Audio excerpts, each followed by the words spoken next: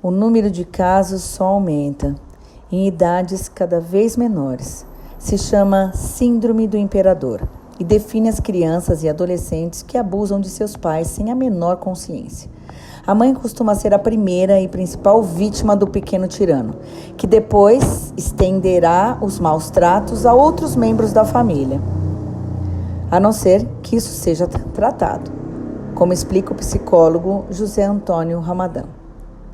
Causou alvoroço a sentença emitida no ano passado pelo Tribunal Penal número 2 de La Coruña, que absolveu uma mãe acusada por seu próprio filho de 11 anos de maus tratos por uma bofetada.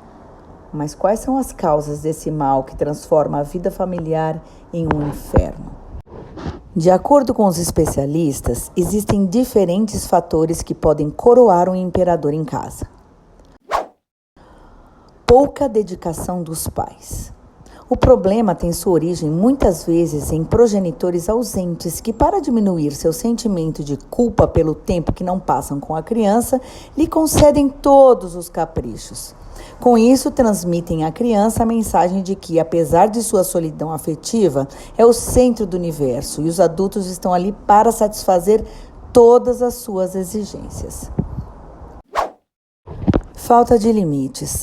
Derivada frequentemente da primeira causa, se os pais não dedicam tempo suficiente à criança, delegando a terceiros, também não terão tempo para educar seu filho em normas de conduta, de modo que o rei da casa sentirá que tem total impunidade. O psicólogo Javier Urra afirma que nenhuma criança nasce sendo um tirano, mas que existem pais que não agem como adultos educadores, já que fazem todo tipo de concessões para não ter problemas e, no final, o que causam é um problema.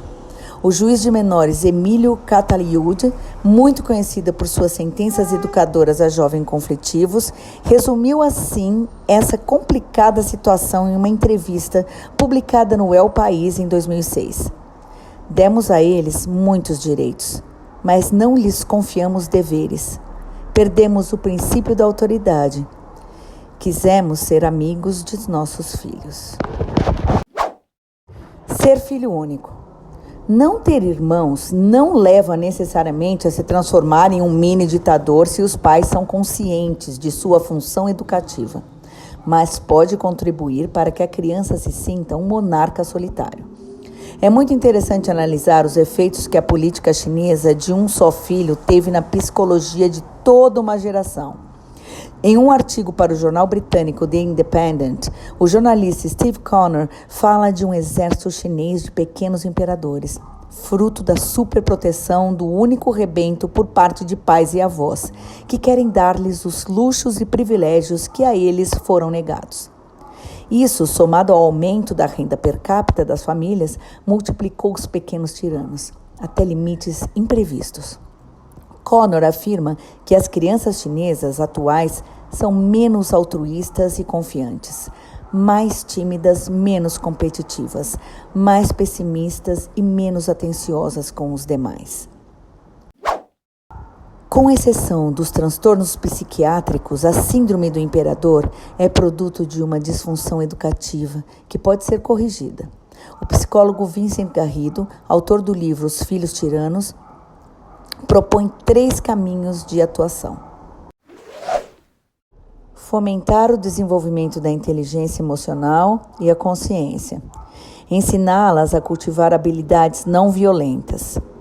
Colocar barreiras claras. A pedagoga Montse Domenech declara sobre isso. Os limites conferem segurança às crianças que sentem-se perdidas se não existem pautas de conduta em casa. Os pais precisam tomar a autoridade e não ceder nas tentativas da criança de conseguir o que quer. Domenech, autora de numerosos livros sobre crianças e adolescentes, afirma que muitas vezes os pais hesitam por medo de que a bronca seja exagerada. A solução, segundo ela, passa por explicar os limites e reforçar os aspectos positivos da criança. A clareza nessas barreiras, o reforço positivo e, principalmente, dedicar-lhes nosso tempo, lhes dará a segurança para desenvolverem-se como pessoas autônomas e felizes. Texto tirado de El País Semanal, A Síndrome do Imperador, quando seu filho é um tirano. Franceschi Miralles.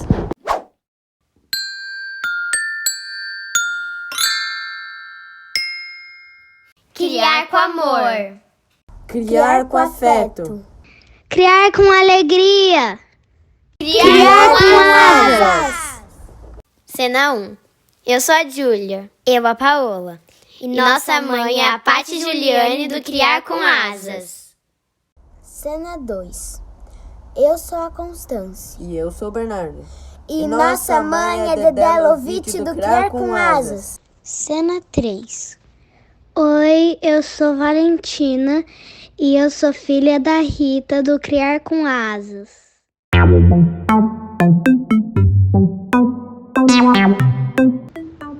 Episódio 28. A tirania, mais abandono e onde podemos chegar com tudo isso. Bloco 1. Chame a Super Nani!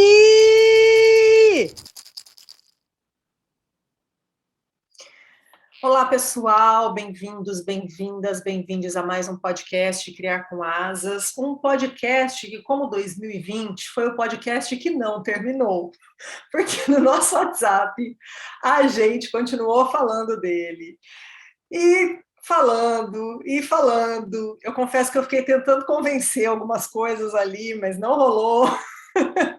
Na verdade, assim, a gente foi bastante atravessada, né, por tantas questões que tem no nosso último podcast. Quem não ouviu, sobre o filme e o livro A Filha Perdida, na verdade, era um questionamento, o próprio título, que era Somos Todas Filhas Perdidas, né, que a gente acha que sim, acho que quanto a isso ninguém duvida, a gente não tem dúvida, né, a gente concorda.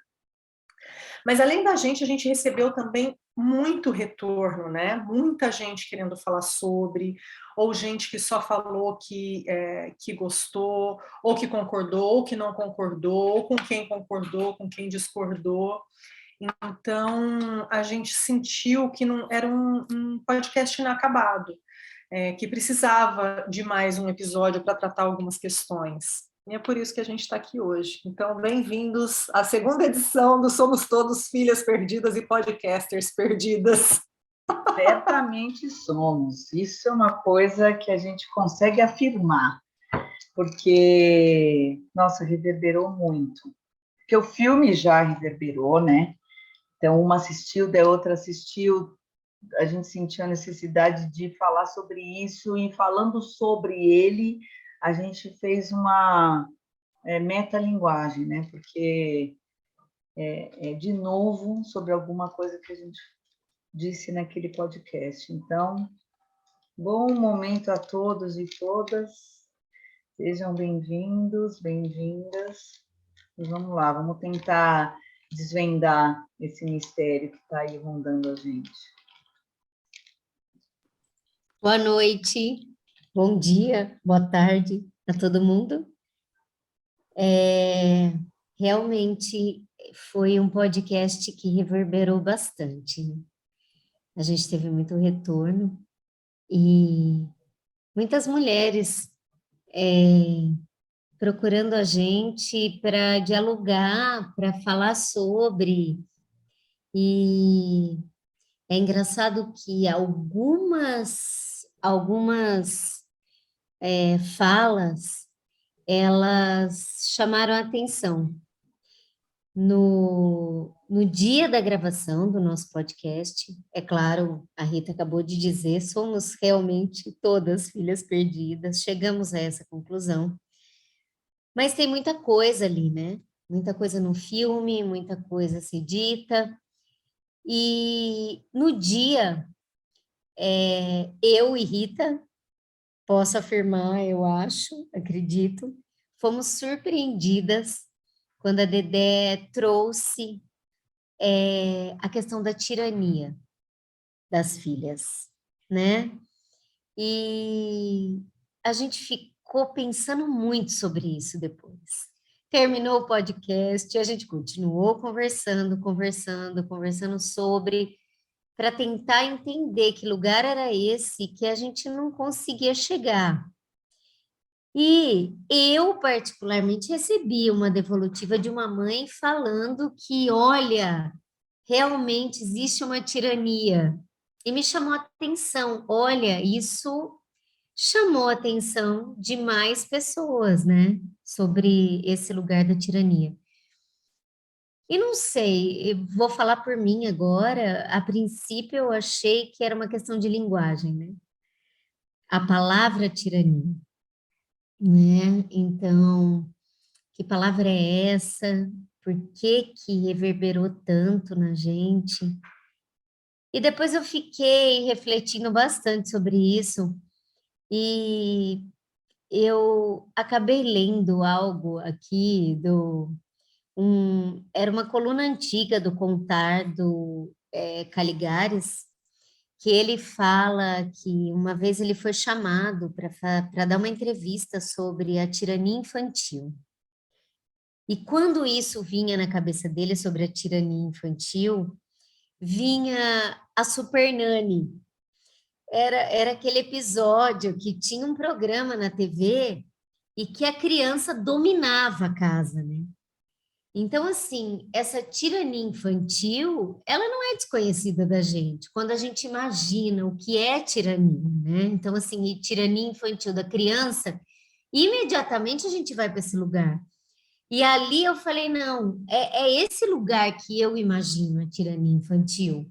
Assim, daquela criança dominando o ambiente, aqueles pais desesperados, e chama a Super Nani, porque a gente não tem o que fazer, porque a criança está dominando, e a criança controlando, e a criança encontra um lugar ali de domínio, né?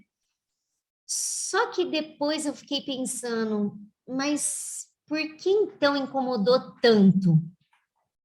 E daí eu cheguei à conclusão que foi porque eu não consegui visualizar dentro daquele filme, naquele contexto, e aí eu falo por mim, aonde estava essa tirania infantil?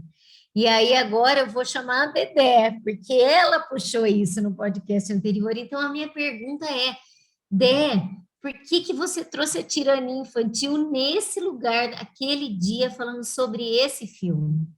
Porque, assim, para mim fica claro, quando a gente fala dessa tirania infantil, da criança que está dominando, da criança que está controlando a situação.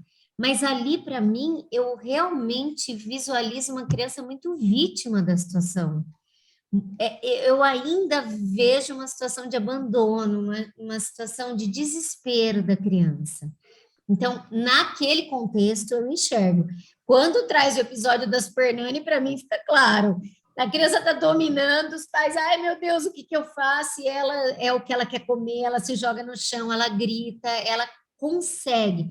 Eu acho que tem um lugar de sutileza aí. Tem um outro lugar que você deve ter percebido e que eu queria que você trouxesse. É como a gente conversou, né, sobre isso em off, tá, nos nossos WhatsApps. Uma coisa não exclui a outra, né? Falei isso várias vezes. Não é porque a criança usou da ferramenta da tirania naquele momento que ela não está sendo abandonada. Uma coisa não exclui a outra. Para mim é bem claro isso. E a palavra tirania, porque só para enfatizar a ação de vontade de poder e de vontade de dominar mesmo. Sem levar nada em consideração. Mas, como eu também disse, isso não é uma coisa onde a gente fala assim, ah, que terrível, que coisa horrorosa. Na verdade, isso é uma potência da criança, né? Ela usa disso porque é essa arma que ela tem para chamar atenção. E aí entra a parte adulta dessa questão, né? A criança usa da tirania para chamar atenção, porque está acontecendo alguma coisa, e se ela consegue essa coisa através dessa tirania, o que vai virar? Super Nanny. Né? O caso lá da Super Nanny. Então, quer dizer, um dia ela está realmente passando pelo abandono, por tudo isso e tal, mas deu certo isso. No outro dia ela vai usar o mesmo artifício, deu certo? No outro dia, de novo, e ela vai, e o adulto em questão não se pronuncia. Acha que é normal a criança mandar em você? A criança ficar requisitando você a todo momento? É normal isso? Você não falar nada em hora nenhuma? E só atender aquela demanda? Ou chega um momento que você fala, espera aí, deixa eu respirar aqui, a gente vai conversar, eu estou entendendo que você está querendo isso, mas eu não posso te atender agora. Então, é isso que eu senti muita falta. Então, a tirania, para mim, apareceu muito forte. Porque nas duas situações, o despreparo, não o despreparo, mas o desconhecimento de como lidar com aquela situação, a falta de entrega ao lidar com aquela situação, me incomodou, sabe? Daquelas mães não falarem assim, espera um pouquinho, eu não quero fazer isso agora. Eu não vou conseguir fazer isso que você está me pedindo agora. Você vai ter que esperar.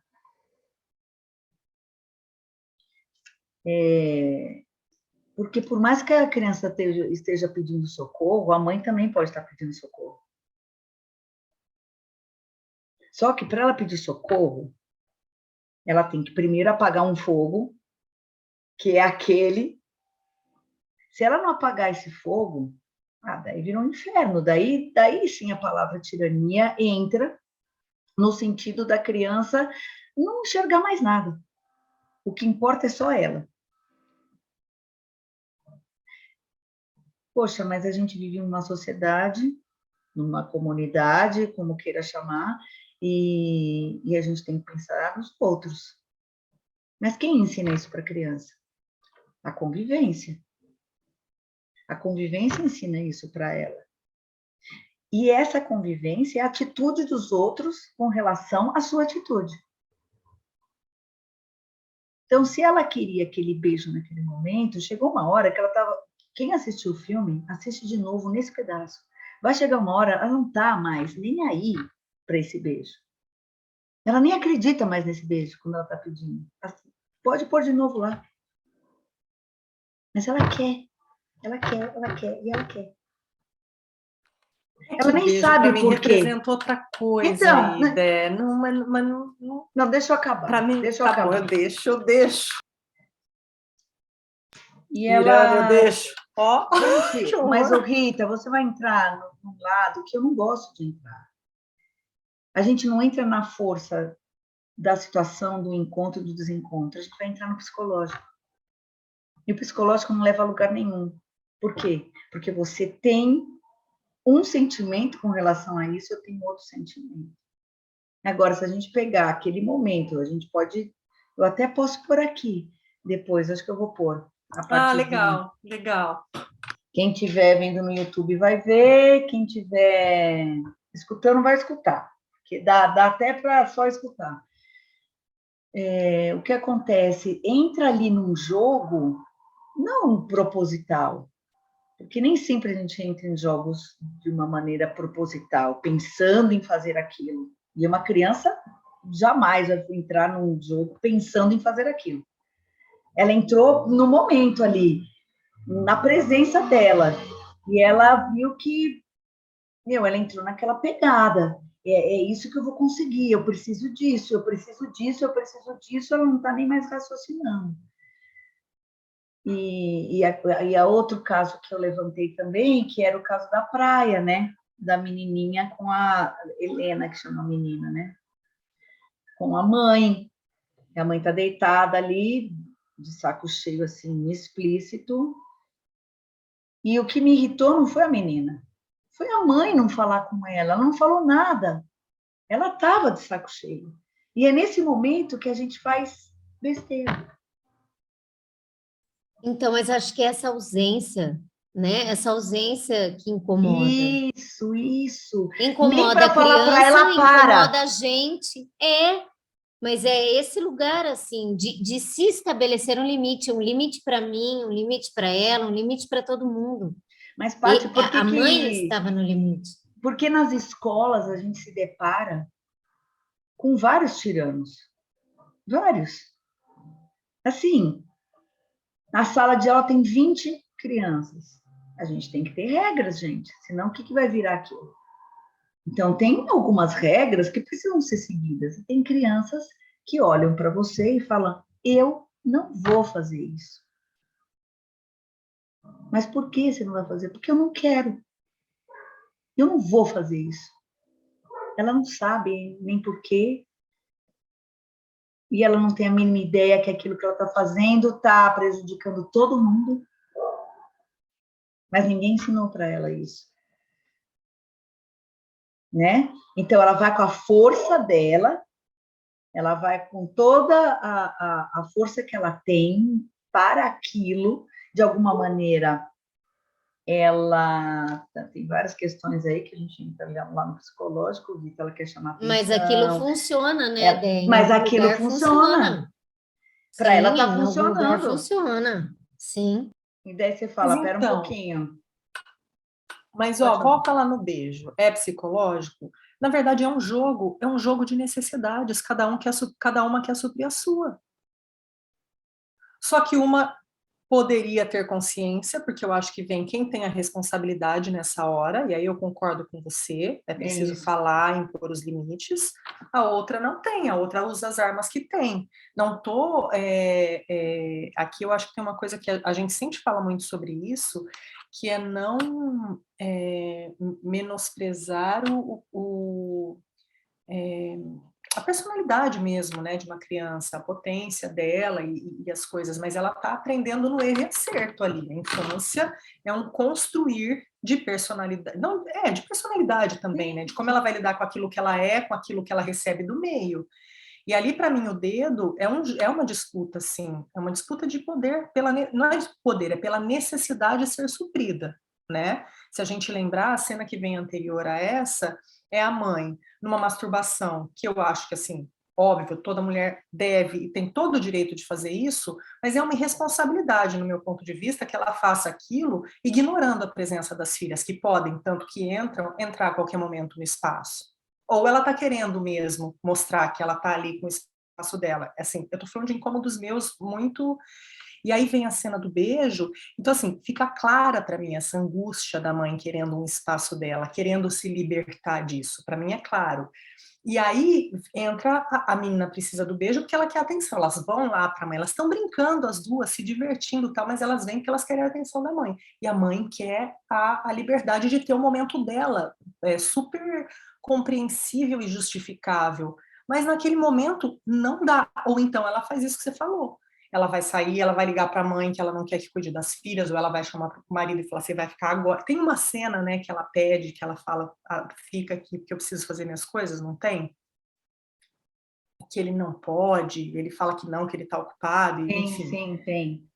Então não é nem aí, mas aí por isso que eu falo, é que a gente discutiu isso também, né, no WhatsApp. A tirania, para mim, ela vem carregada de um peso muito forte. Sim, talvez esteja na etimologia da palavra, entendeu? Sim. E aí eu concordo plenamente com essa coisa de que nós somos os responsáveis. E isso é uma coisa que eu chamo a atenção, nós somos os responsáveis. Como a gente vai resolver isso é outra questão. Né? Rita, por isso que eu quero reverter um pouquinho a nossa discussão, porque eu acho que o mais importante disso tudo apesar da palavra ser muito enfática, assim, se falar tirano, né, para uma criança, apesar disso, eu acho que o que está por trás disso é muito pior, né? Por que aquela criança chegou a esse ponto e por que essa mulher também deixou essa criança chegar a esse ponto, onde que ela não viu, não sentiu, não escutou, não enxergou. E aí, quando chega nesse ponto, ela enche o saco, chuta o balde, chuta o pau da barraca e sai, e vai embora.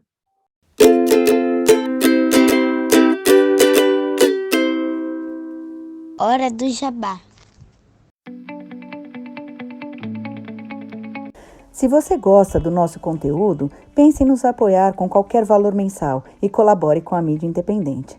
Estamos no catarse.me/criarcomasas. Visite também nosso blog, criarcomasas.com. Também estamos no YouTube, Twitter, Instagram e Facebook. Segue a gente lá.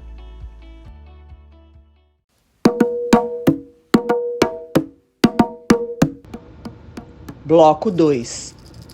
Opressor ou oprimido? Eu vou ler um trecho aqui do Pedagogia do Oprimido, do Paulo Freire, que eu não sei nem por que eu vou ler isso, porque ele pode até depor contra mim aqui. Mas eu vou ler, sabe aquela quando você posta e sai correndo? Eu vou ler e vou deixar para vocês. Até o momento em que os oprimidos não tomem consciência das razões de seu estado de opressão, aceitam fatalistamente a sua exploração. Mais ainda, provavelmente assumam posições passivas, aliadas com relação à necessidade de sua própria luta pela conquista da liberdade e de sua afirmação no mundo.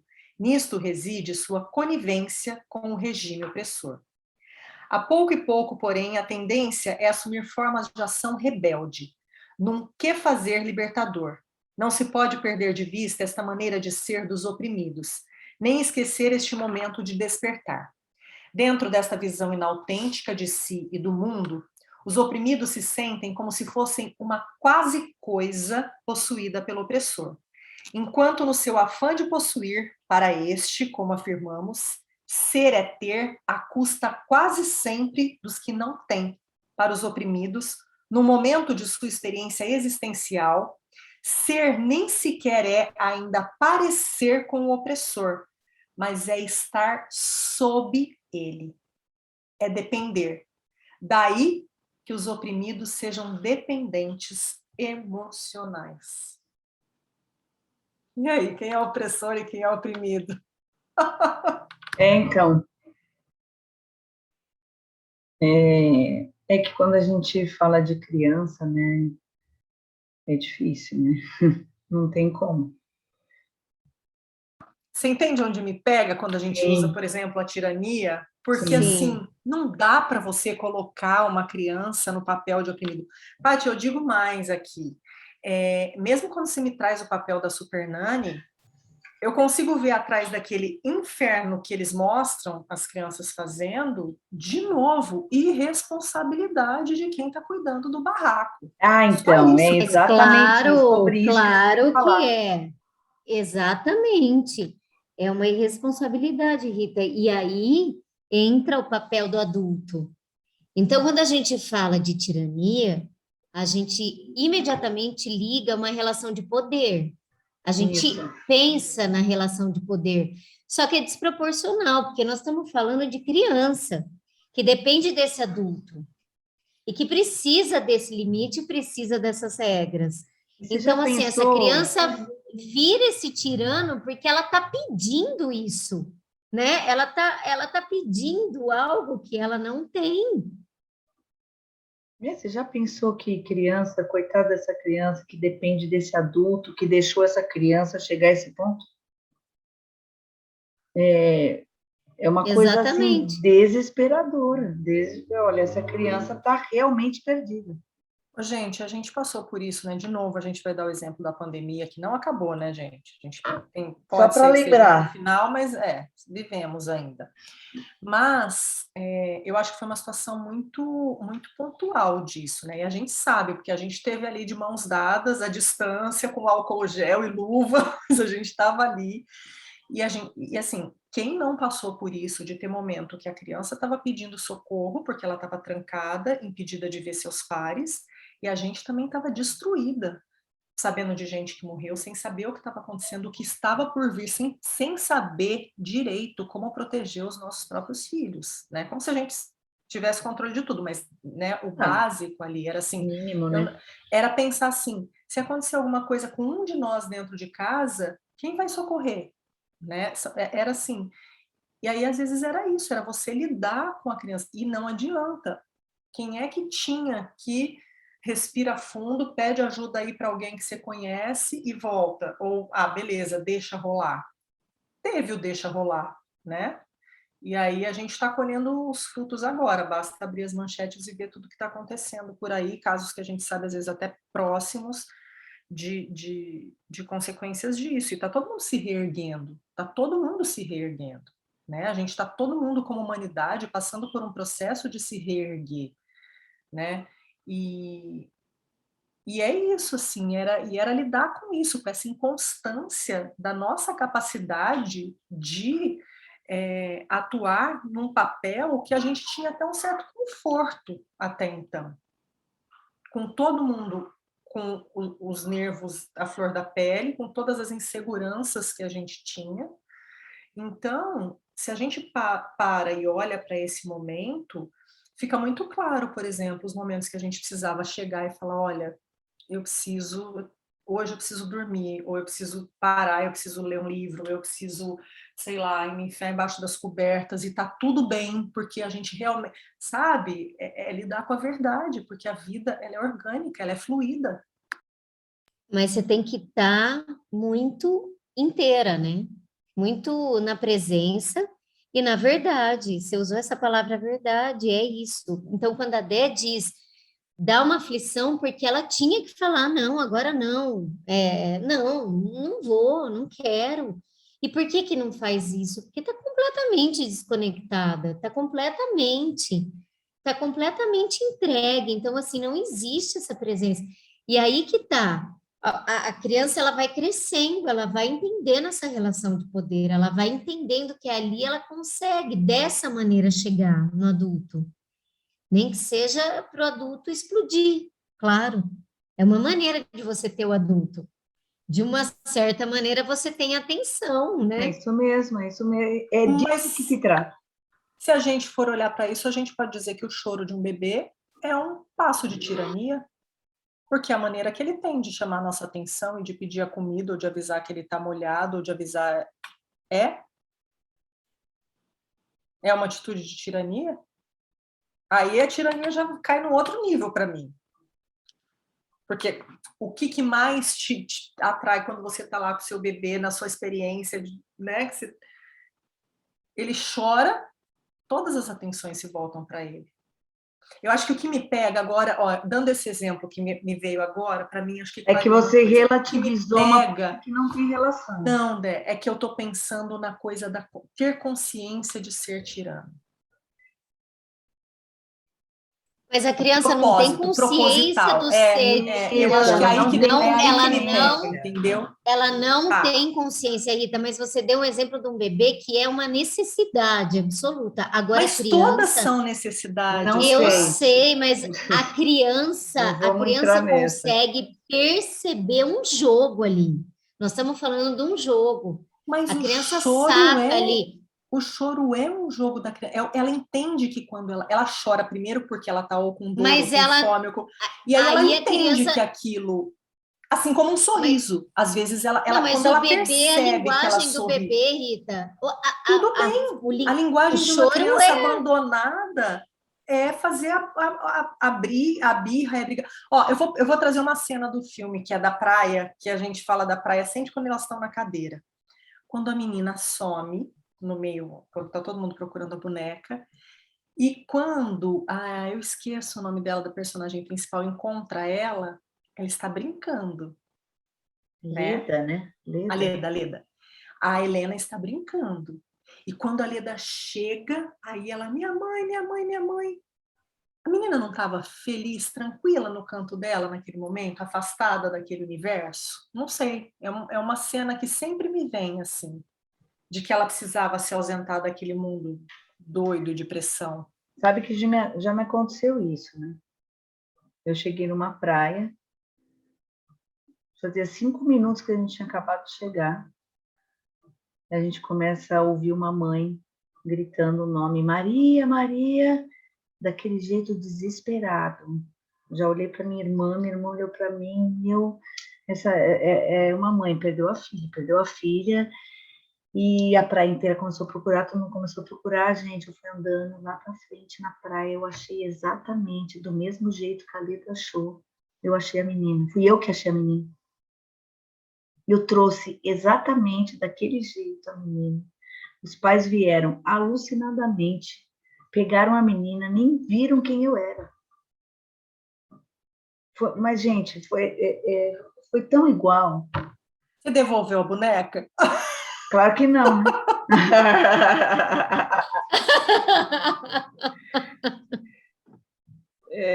Mas não é ali também um sinal de que a menina também estava querendo? Pode ser. E talvez ela chamasse a mãe para tirar a mãe daquele mundo também e entrar para o mundo dela? Pode ser. Tem muitas possibilidades, né? Aí a gente vai ficar porque é uma cena curta, né, da menina ali. Não, mas o que isso fala com você? É uma cena curta que ela tá ali felizinha ali, ela tá brincando, absorvida, ela está presente na brincadeira. Quando chega a pessoa procurando ela, e lembra que a Leda chega com calma, né? A Leda observa um pouquinho ali, que é por isso que a gente consegue ver que a menina tá presente na brincadeira. Aí ela já, minha mãe, minha mãe, minha mãe, minha mãe, e pronto. Sim. Porque que também foi aí que ela percebeu que ela estava meio fora da rota, de uma mulher X procurando ela, então acho que ela meio que se desesperou ali. Mas pode ser que ela quis sair daquele momento, foi uma atitude também que ela não orquestrou, mas que faz parte de reações, né, que a gente tem.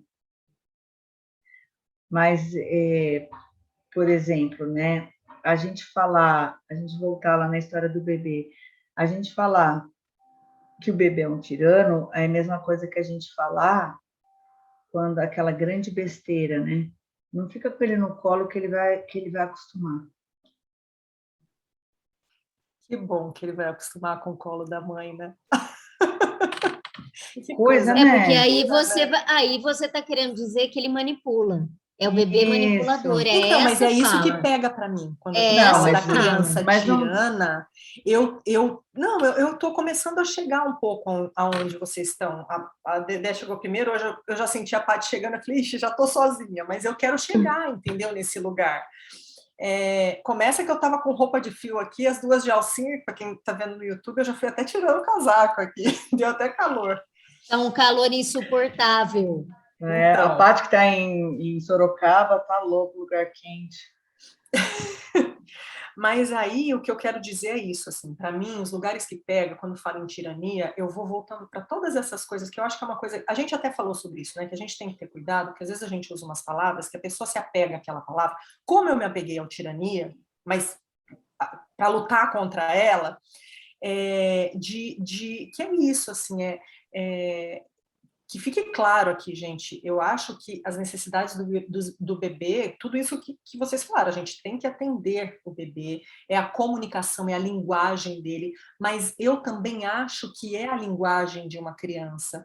A linguagem de uma criança que não sente controle, e controle entenda como controle saudável dentro de uma casa, que não sente que existe uma direção dentro de uma casa, ela perdeu o controle.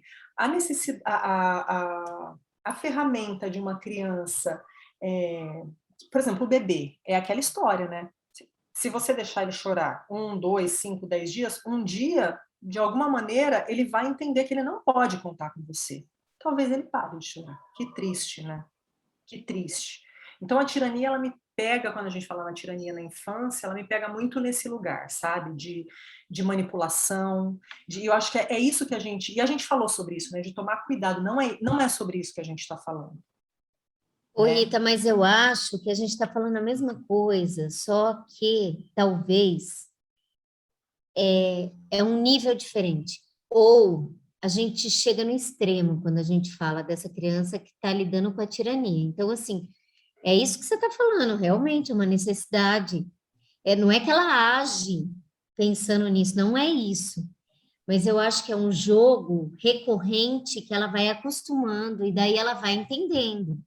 Quando a Déia traz na escola, a criança chega e fala, eu não vou fazer, ela já acostumou. Ela sabe que em algum lugar isso funcionou, entendeu? Então, assim, ela chegou até aí. Ela chegou, então ela avançou desse lugar que você está dizendo.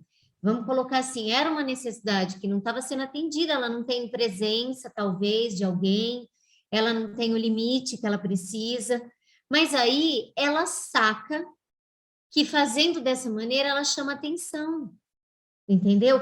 Então nós estamos chegando num extremo, e daí a gente vai chegar que a criança é tirana, chega na Super Nani, porque a gente chegou no extremo.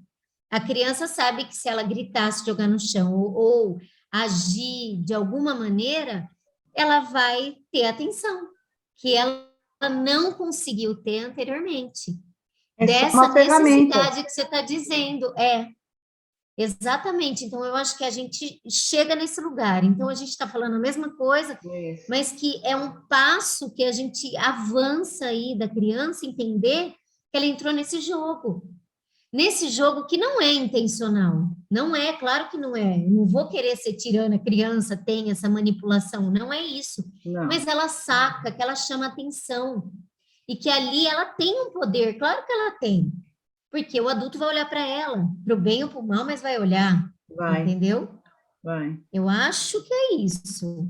E é importante a gente colocar também aqui, né, que é uma coisa que a gente também defende, compreende, entende, que a gente também não está tiranizando apenas e simplesmente as mulheres no papel do filme e nessas situações, porque também é compreensível que a maneira como a sobrecarga e as injustiças, né, de gênero recaem sobre uma mulher, muitas vezes tornam ela cega em relação ao que ela está fazendo. E às vezes o pedido de socorro, a Dé até colocou, né, ela vai ao extremo, ela segura ali, até que ela vai ao extremo e faz... E até o extremo é questionável, né? Assim, eu vou dar até uma dica de um livro que eu li, que eu recomendo muito, mas é uma pancada. Aliás, são várias pancadas, que é o Véspera, da Carla Madeira, que é a mesma autora do Tudo é Rio, que, assim, é sobre tudo isso, sabe? Aí é o lugar da mãe. Gente, é um livro, assim, eu terminei ele ontem à noite, eu estou até agora digerindo, e ele é sobre tudo isso que a gente está falando. É sobre os abandonos, é sobre as tiranias nesse sentido de, tipo, como é que eu sobrevivo aqui, para onde eu vou. Entra numa outra coisa que a gente falou de falar, que é o filme sobre o Kevin, que eu não tive coragem de ver, vou deixar isso para parte. Você viu, Dé? Precisamos falar sobre o Kevin. Eu não vi porque eu não tive tempo, mas eu quero ver. O Véspera, que vai ser uma dica e vocês não leram, então não dá para a gente falar muito, mas ele tem ali, vou dar um spoiler aqui, mas existe um Caim e um Abel, que são irmãos, e deixa, nossa gente, são tantas questões ali, são tantas questões, e traz muito essa coisa da mulher, de como ela vai, e de repente...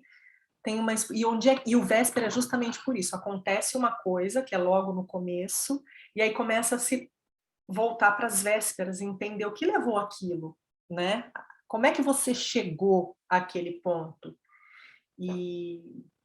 Mas, enfim, eu estou muito atravessada por esse livro ainda, eu preciso digerir mais ele, mas eu vou dar como dica porque eu recomendo muito, assim, é uma leitura que mexe com a gente. Eu até me perdi de onde eu estava falando da filha perdida. Não, porque é disso que se trata exatamente da nossa capacidade de entender onde essa criança está, o que ela está fazendo, por que ela está fazendo. Então, e não...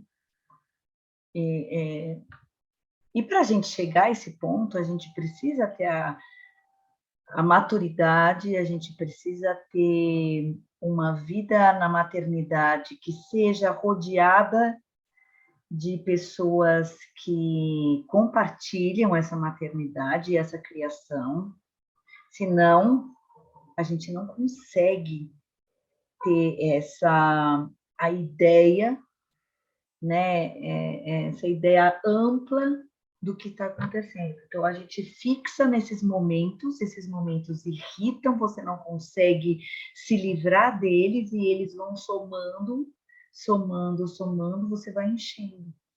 Daí chega no momento, você explode e toma uma atitude drástica,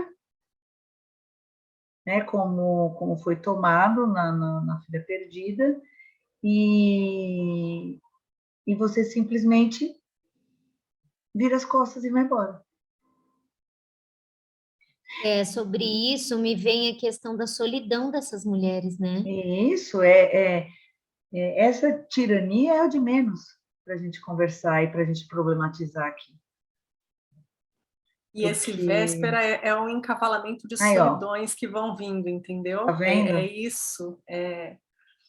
A gente vem de solidão como filha, a gente vem de solidão como irmã, a gente vem de solidão como amiga, como companheira, e depois, a pior de todas, como mãe. Então, a gente vem, assim, né, de uma sequência de solidões, igual você falou, Rita. Daí você fala, nossa, mas solidão como filha? Eu acho que na nossa geração é muito comum a gente falar de solidão como filha. E vou falar mais. Quando eles chegam no 13, 14, 15 anos, onde eu estou agora, nesse lugar, é assim que você perdeu. É assim. E daí você perde esse vínculo, mas eu queria usar outra palavra, você perde essa ligação, que é um fio, que ele tá um fio. E esse fio, ao invés de ele se esticar, né? Igual você pôs lá, Rita, é bonito aquilo que você falou, depois vou pegar para ler. Ao invés dele se esticar, ter uma elasticidade, uma flexibilidade, até um tamanho mesmo, onde ele consiga se expandir, não, ele arrebenta. Ele arrebenta e daí a gente não consegue mais dar o nome. Então, essa solidão de filho, de filha, ele acontece aí, ó, no começo da adolescência. E aí, para você pegar isso de volta, amigo e amiga, abandono e patrulhamento sem escuta, julgamento, e esse vazio trazido da infância, né? Falta base, falta apoio, falta vínculo. E na idade do deslocar para voltar, da elasticidade, o rompimento nem acontece, porque já foi há muito tempo. Esse texto é de Rita Durigan e foi tirado da nossa conversa de WhatsApp depois do episódio número 27. A gente até deu já um exemplo, uma dica aqui de um curta, lembra? Que era sobre o cordão que você vai soltando, porque é a hora de soltar, né? E você tem que confiar no que você fez até aqui, né? Exatamente. E aí vão dessas conversas e de tudo isso, das tuas verdades, né? Porque elas são... A criança te compreende mais quando você mostra a sua vulnerabilidade. Porque quando ela está se sentindo vulnerável, ela se reconhece em você e ela tem abertura para chegar e falar, porque ela sabe que você vai se reconhecer nela. Eu tenho sentido muito, muito aqui, que eu estou nessa fase dos 8 anos, que a gente já falou também dos 8 para os 9, dos 7 para os 8, 8 para os 9, que é essa fase também, que é um redemoinho, né? Muda muita coisa, é uma fase linda, mas é uma fase cheia das suas questões também. E é na vulnerabilidade que entra a confiança, que eu sei que é muito diferente, né? Eu não tô me colocando em lugar de falar da adolescência e não estou comparando, porque eu acho que são momentos muito diferentes pelo que eu tenho conversado com você e com outras amigas que estão passando por essa fase, mas eu tô falando desse momento, porque é nessa vulnerabilidade, você tem a chance de mostrar que você se sente triste, você se sente cansada, você sente raiva, de que você expressa esses sentimentos porque você é um ser humano. E aí, quando ele sente também, você se conecta. Porque a gente só se conecta com o outro quando a gente se reconhece, né? Seja pela dor, pela dor, pelo amor, não importa, é pelo lado humano. E eu acho que essas conexões que a gente não pode perder. Sim. A gente está falando de um vínculo, né? Que veio desde pequenininho. Olha que maluco, olha como é complexo isso. Porque a gente está falando de uma relação que vem vindo, que se estabeleceu e que está se estabelecendo sempre, né? E essa fase que você diz, Rita, ela traz muito forte tudo que foi feito antes, que é um momento de transição, é de passagem, né? É absolutamente de passagem. Então, quando se sente essa segurança, esse chão, ela vem. Mas eu entendo profundamente o que a Andrea diz, o que a Dedé diz, quando esse fio, ele é um fio mesmo que pode arrebentar. Porque existe isso, a gente sabe disso, a gente foi adolescente, a gente sabe como é isso, e tem momentos muito chave aí, sabe? É muito pontual, porque eles já estão no momento de ruptura. Eles estão no momento de ruptura, né? A adolescência é um outro lugar, onde eles têm que negar, onde eles têm que se reconhecer, Transição, né? buscando essa identidade. Então, de tudo que você fez, imagina, tudo que foi feito, você ainda está com essa atenção plena e constante, né? Então é muita coisa, é muita coisa. É muito intenso. E é muito intenso, sabe? E ali, por exemplo, nesse filme, que a gente vai voltar nessa solidão, que além dessa solidão que a gente está dizendo, são mulheres que não têm mulheres próximas ali, onde elas compartilham coisas. Eu não sei se fica muito claro, porque uma delas lá, eu não sei se é a Helena, a que tem a menininha que perde a boneca, ela tem uma cunhada que só sufoca ela, né? Uma cunhada. Assim, não existe essa relação de partilha real, verdadeira. É um outro lugar ali, que ela também se sente sufocada. E a outra é absolutamente solitária. Né? E a outra é absolutamente solitária. Então, não existe essa troca, né? Essa partilha do feminino mesmo, das questões de estarmos juntas, assim, que é tão necessário, né? É tão importante. Você quer ver? Me veio uma cena agora, a gente falando sobre isso, a gente até já falou sobre isso, de Maid, daquela série, que é a cena quando... E ali eu acho que ali, apesar de todas as diferenças e de toda a loucura que é, ali tem um fio, que é exatamente quando a mãe solta e fala, vai, eu não vou atrás de você para te atrapalhar.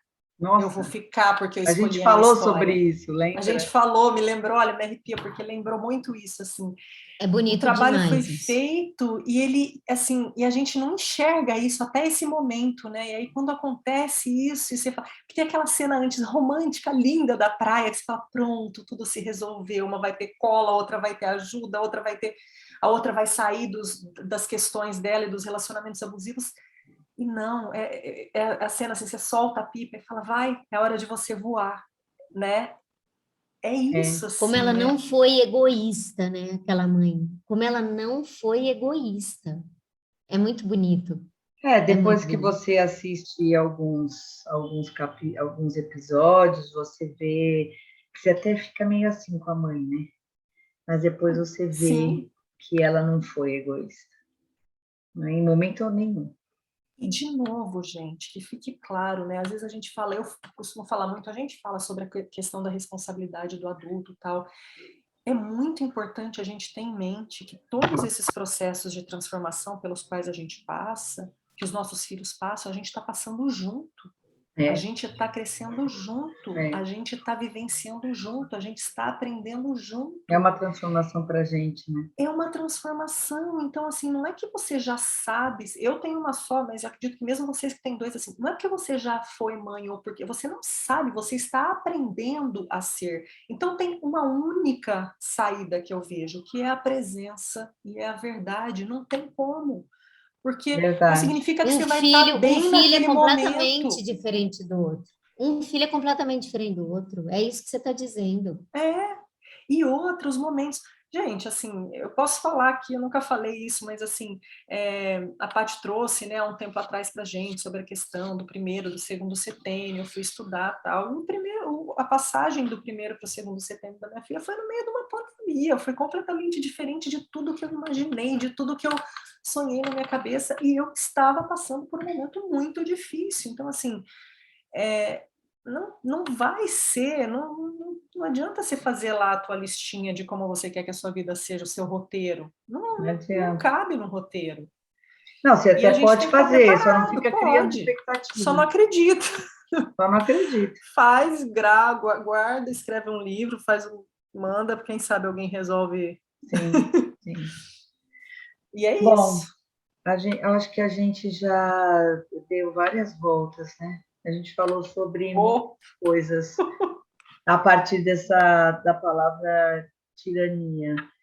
E eu acho que a gente pode ir para as dicas, gente. O que vocês acham? Vamos? Eu não tenho dicas, é só isso que eu tenho para falar. Eu deixo para vocês hoje. Você tem, Paty? Bom, você falou ali do filme, né? Precisamos falar sobre Kevin. Esse é o extremo do extremo, né? Assim, eu sei que vocês ainda não assistiram, a Dé quer assistir, a Rita falou que acho que não. Eu não sei se eu assistiria de novo, eu teria que estar muito bem para assistir de novo. Foi um dos filmes que mais me impressionou, de verdade. Aquela coisa que você fica com isso na cabeça. E a gente poderia assistir para dialogar sobre isso, porque entra num lugar muito perigoso da gente culpabilizar a mãe, ou a gente julgar essa mãe. Porque o Kevin, ele vira um serial killer. Ele vai para o extremo. E ele, desde o começo, essa mãe não se conecta com ele, desde o parto. Então, é um lugar da gente olhar, porque você tende a achar que chega nesse extremo por algo que ela não fez, ou que poderia ter feito. E eu acho isso tão perigoso. Então, acho que a gente precisa conversar muito sobre isso, sabe? Eu queria muito que vocês assistissem para a gente conversar, porque, na verdade, existe uma ausência de vínculo ali. Existe algum lugar onde não há uma conexão. Isso é fato, desde o parto. É muito claro que ela não tem essa relação com a criança e que ele faz tudo para chamar a atenção da mãe. Inclusive, ele mata todo mundo e deixa ela viva para ela assistir isso.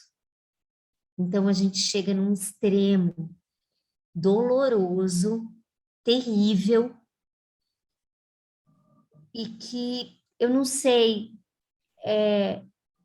como a gente poderia tirar isso, deslocar isso desse vínculo inicial, sabe?